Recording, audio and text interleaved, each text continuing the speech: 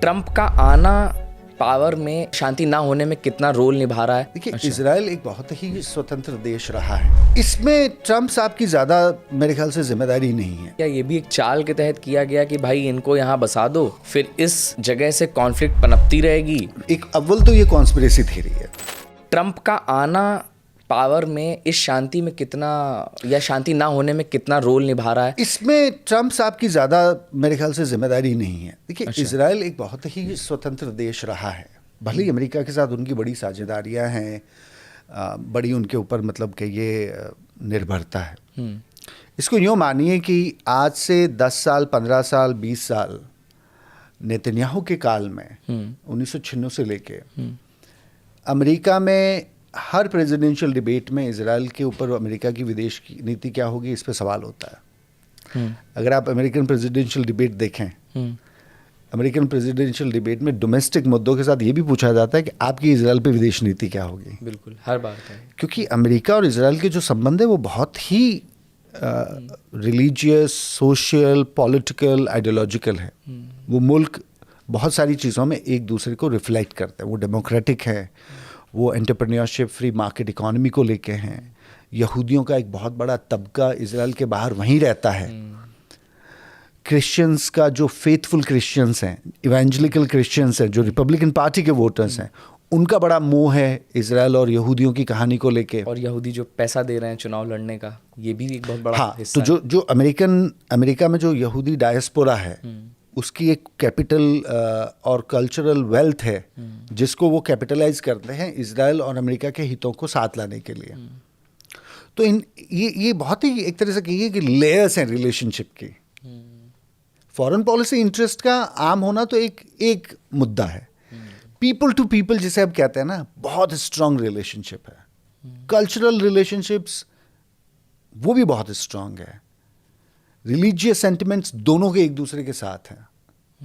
तो हर तबके के लोग दोनों समाजों में एक दूसरे से जुड़ते हैं। मान लीजिए आप सेकुलर हैं, आप बिजनेसमैन हैं, आप तेल अवीव में एक स्टार्टअप चलाते हैं, आपको सिलिकॉन वैली के साथ बहुत काम करना है, राइट? तो मतलब compatibilities at every level of the society. उस इंटीग्रेशन की वजह से अमेरिका और इजराइल के संबंध हमेशा बहुत अच्छे रहे हैं। ट्रंप साहब के आने की वजह से इजराइल को ऐसा लगता है कि खुली छूट मिल गई। पर मैं आपको 2 मिसालें देता हूं कि ट्रंप ने ये काम इजराइल के नहीं होने दिए। इजराइल पिछले 5-7 साल से चाहता है कि वेस्ट बैंक पे उनका एनेक्सेशन हो जाए। कब्जा तो है, पर वो जमीन उनकी हकी तौर पे हो जाए। ट्रंप उसका बिल्कुल विरोध करता है। अच्छा। दूसरा, गाजा में जब ये लड़ाई हुई तो गाजा में हमास को हराने के बाद इजराइल का ये मानना था कि इजरायली आर्मी गाजा को वापस ऑक्यूपाई करेगी और गाजा को इजराइल का ही एक तरह से टेरिटरी बना के उसको रखेगी, जैसे वेस्ट बैंक को है। ट्रंप साहब ने उसकी भी हाँ नहीं भरी। ट्रंप साहब ने इजराइल से हमास के रहते हुए समझौता करवा लिया। आज तक हमास का डिसआर्मामेंट भी नहीं हुआ है। क्योंकि ट्रंप सिर्फ इजराइल को नहीं देखते ना, ट्रंप की ज़्यादा बिजनेस डील्स और ज़्यादा राजनीतिक हित अरबों के साथ है। वो यूएई के साथ है, वो कतार के साथ हैं, वो सऊदी अरेबिया के साथ हैं। आपको याद होगा जनवरी 2025 में ट्रंप ने आके कहा था कि गाजा को तो हम एक बीच सिटी बनाएंगे, Riviera of the middle east. उस बात से उनको वापस मुड़ना पड़ा। अरबों ने कहा कि नहीं, आप गाजा के एक बाशिंदे को एक्सपेल नहीं कर सकते। और गाजा में जो बोर्ड ऑफ पीस बना है उसमें तुर्की जैसा देश है, उसमें पाकिस्तान जैसा देश है जिसका इजराइल ने दुर्विरोध किया। इजराइल के एम्बेसडर ने दिल्ली में एक इंटरव्यू में एनडीटीवी को कहा कि हम इस बोर्ड ऑफ पीस में वैसे देशों को आने ही नहीं देंगे जिन पर हम यकीन नहीं करते। उनका इशारा पाकिस्तान के खिलाफ था। पाकिस्तान है, तुर्की है, मतलब दोनों अपने अपने हित साध रहे हैं। बिल्कुल साध रहे हैं साहब। ट्रंप साहब इतने कच्चे घड़े थोड़ी ही हैं कि वो नेतन्याहू की बातों में मतलब बरगला गए हैं। ये फिर से वही कॉन्स्पिरेसी थ्योरी वाला हिस्सा है कि नहीं साहब, ये तो मतलब उनके ऊपर कुछ एप्स्टीन फाइल का कुछ बटन दब गया है, उनको कुछ यहूदियों के पैसे की बड़ी चिंता है। ऐसा कहना भी एंटीसेमिटिज्म है कि यहूदी के पैसे के दबाव में सारी अमेरिका की राजनीति दब गई है। क्योंकि ये फिर से वही, मतलब मैं उनका नाम नहीं लूँगा, यूट्यूब पे बड़े अच्छे यूपीएससी के टीचर हैं, उन्होंने आम आदमी पार्टी भी ज्वाइन करी थी। उन्होंने एक यूट्यूब के इंटरव्यू में अभी कह भी दिया था कि साहब भारत इजराइल के खिलाफ कोई आलोचना नहीं करता क्योंकि यहूदियों ने सारे विश्व के बैंक कब्जे में कर रखे हैं। मैंने भी उनके साथ किया है पॉडकास्ट इसी शो में जिनकी आप बात कर रहे हैं। साहब ये एंटी सेमिट, ये खुला यहूदियों के खिलाफ दुराग्रह फैलाना है। तो अच्छा, खैर, तो ट्रम्प साहब की राजनीति, मुझे ये बुनियादी तौर पे लगता है कि ट्रम्प साहब की राजनीति अपनी राजनीति है जिसमें अमेरिका के ही हितों को देखते हैं, वो इजराइल के हितों को नहीं देखते। वो इजराइल के साथ काम करते हैं क्योंकि उनको इजराइल के साथ काम करने में बड़े दूसरे हित नजर आते हैं, पर जिस वक्त आप देखेंगे कि उनके हित नहीं सधेंगे, वो इजराइल के बिल्कुल खिलाफ हो जाएंगे। मुझे शेखर गुप्ता जो द प्रिंट के एडिटर हैं, उन्होंने एक बड़ा अच्छा इस पर लेख लिखा जिसमें ट्रक के पीछे जो डायलॉग नहीं लिखे होते हैं, तो ट्रम्प को लेके उन्होंने ये कहा कि ट्रम्प साहब का हिंदुस्तान के ट्रक वाला फॉर्मूला है, जिसके ट्रक के पीछे लिखा होता है ना कि ऐसा कोई सगा नहीं जिसको हमने ठगा नहीं। आप द प्रिंट पे वो कहानी पढ़िएगा, बड़ा अच्छी कहानी है जिसमें वो हिंदुस्तानियों को कहने की कोशिश कर रहे हैं कि आप इतना मतलब रोना न रोए, ट्रम्प साहब किसी के सगे नहीं हैं। ये हमारे कानपुर में एक दुकान है ठग्गू के लड्डू, बहुत फेमस, उनकी ये टैगलाइन है, ऐसा कोई सगा नहीं जिसको हमने ठगा नहीं। आपको अच्छा लगेगा, उसमें बड़ा अच्छा पोस्टर है, उसमें एक तरफ ट्रम्प साहब है, उसकी तरफ मोदी साहब है, और वो बिल्कुल ट्रक के पीछे वाली इमेज बनाई है उन्होंने। बहुत सारे लोग कहते हैं क्या ये भी एक चाल के तहत किया गया कि भाई इनको यहाँ बसा दो, फिर इस जगह से कॉन्फ्लिक्ट पनपती रहेगी और उस कॉन्फ्लिक्ट से बहुत सारे लोगों को फ़ायदा तो है ही। देखिए ये ना एक बहुत ही एक अव्वल तो ये कॉन्स्पिरेसी थ्योरी है, ठीक है, पर किसके लिए है ये कॉन्स्पिरेसी थ्योरी? है उनके लिए जो इंपीरियलिज्म और कॉलोनियलिज्म को दुनिया की सारी बुराइयों की जड़ मानते हैं। कि देखिए ब्रिटिश हुकूमत ने इनको पैदा किया, ब्रिटिश हुकूमत ने तो इनको पैदा नहीं किया। इनको अगर किसी ने पैदा किया तो रशिया के जार ने किया, इनको अगर किसी ने पैदा किया तो ऑटोमन एम्पायर के सुल्तान के वक्त में इनका आना उस समय हुआ था। और इस कॉन्स्पिरेसी थ्योरी में एक तरह से जूस के खिलाफ एक एंटीसेमिटिज्म भी है कि इनको एजेंट माना जाता है वेस्टर्न इंपीरियलिज्म का, that they work for the western imperialism, पहले ब्रिटिश के लिए और अब अमेरिका के लिए। जबकि उसमें यहूदियों की जो अपनी मुसीबतें मुश्किलें रही हैं उनका कोई जिक्र ही नहीं है। वो आए क्यों यहाँ इस तरफ आना तो आसान नहीं था उनके लिए। पेरिस, बर्लिन, वियना 19वीं सदी के सबसे धनी और सबसे शिक्षित शहरों में थे। वहाँ की आबादी वो सब छोड़ के एक रेगिस्तान जैसे इलाके में क्यों आती है? वो इसलिए आती है क्योंकि वहाँ पे उनको रहने नहीं दिया गया। यूरोप में जब नेशनलिज्म होता है तो ऐसी सारी माइनॉरिटीज़ के ऊपर बड़ी मतलब आपदा आती है कि अब आप उस यूरोपियन नेशनलिज्म की आइडेंटिटी के फॉर्मेशन में नहीं आते हैं। तो जो इजराइल की शुरुआत है वो शुरुआत ब्रिटिश एम्पायर से 50 साल पहले की है। ब्रिटिश एम्पायर आता है, ब्रिटिश एम्पायर अपनी एक बात कहता है, पर उस बात पे ब्रिटिश एम्पायर को ज़्यादा समर्थन करता नहीं है। 1917 में जब ये समर्थन करता है ना यहूदी देश का, तो एक सिविल वॉर होता है इजराइल फ़िलिस्तीन में 1936 से लेके 39 तक 3 साल एक बड़ा सिविल युद्ध चलता है जिसमें फ़िलिस्तीन की आवाम ब्रिटिश हुकूमत के खिलाफ एक मतलब हथियारबंद विरोध करती है। इसी वजह से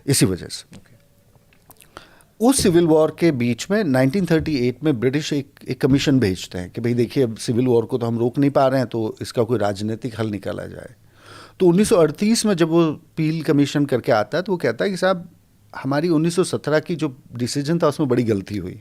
हमने दूसरे जो फ़िलिस्तीन के अरब लोग हैं उनको गिना ही नहीं राष्ट्र के लिए, इसीलिए ये कभी शांत नहीं होंगे। तो अब उस गलती का सुधार ये है कि हम इस देश का बंटवारा करें, इस देश में 2 राज्य बने। ये कमीशन ने बोला, ये पील कमीशन जिसे कहता है। ब्रिटेन की यही अप्रोच हिंदुस्तान में भी तो थी कि भाई जब आप उसे मैनेज नहीं कर पाते हैं तो एक रैशनल एक लॉजिकल सॉल्यूशन होता है कि अगर 2 लोग एक ही ज़मीन पर दावा करते हैं तो कोई भी इंसान उसके फिर हल को बंटवारे में ही देखेगा। तो बंटवारे का जो सबसे पहला फॉर्मूला है वो ब्रिटिश का ही है, और वो उनका खुद का कोर्स करेक्शन था। वो कहते हैं कि 1917 में हमने बड़ी भूल करी, अरबों को मतलब बेदखल करके।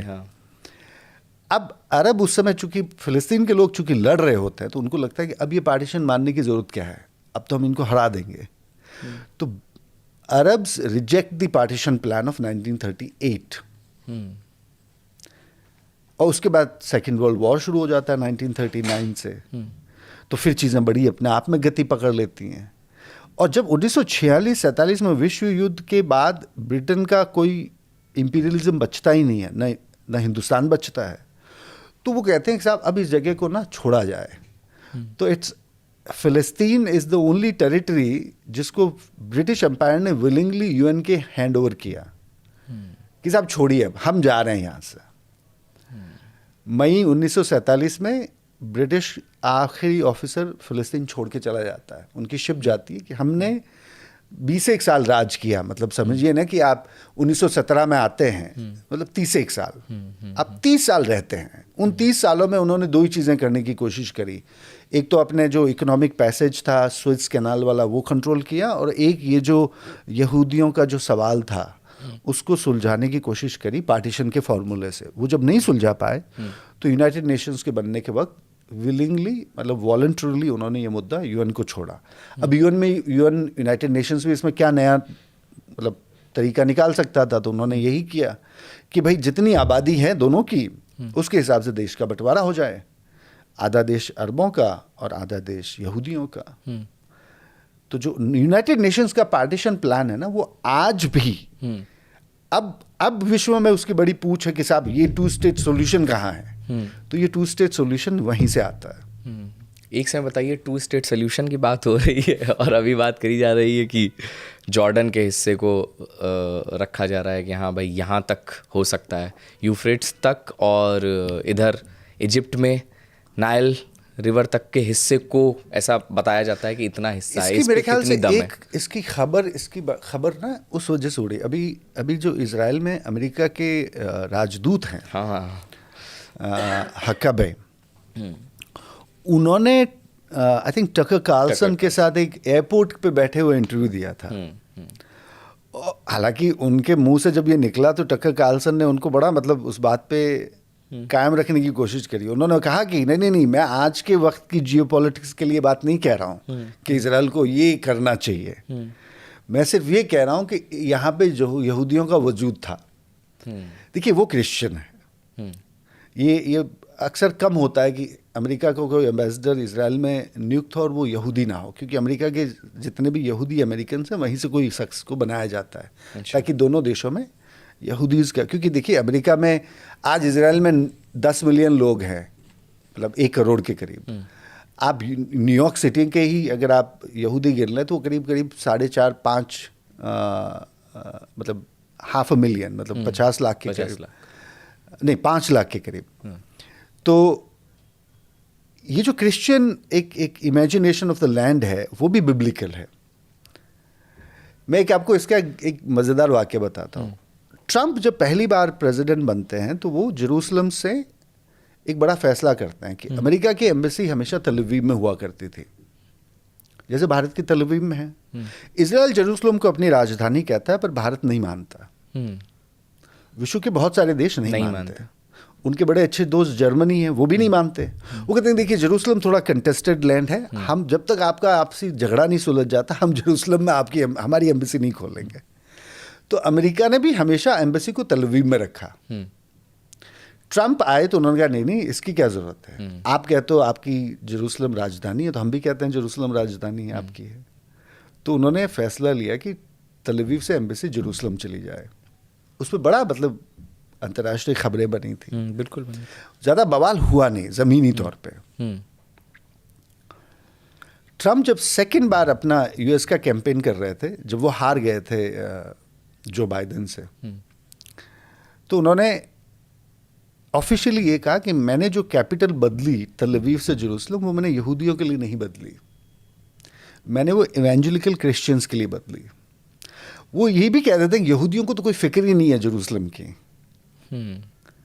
पर जो मेरे कंजर्वेटिव इवेंजुलिकल क्रिश्चियंस जो कैथोलिक मतलब रिपब्लिकन पार्टी के वोटर्स हैं, उनका बड़ा ये हट है कि ये सारी ज़मीन सिर्फ यहूदियों के पास होनी चाहिए, यही बाइबल में कहा है। और ये कह रहे हैं वो क्रिश्चियंस के हवाले से। हाँ, अच्छा। इस पर बड़ी इजराइल में बड़ी खबरें छपी थी कि ट्रंप ने तो अब ये कह दिया कि मैंने तो यहूदियों के लिए कुछ किया ही नहीं।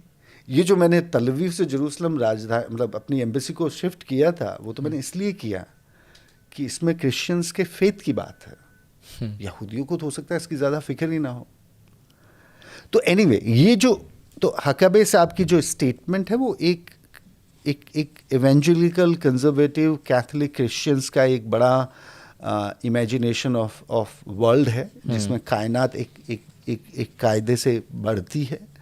यहूदियों का biblical land of juice Jerusalem Palestine वापस आना होता है।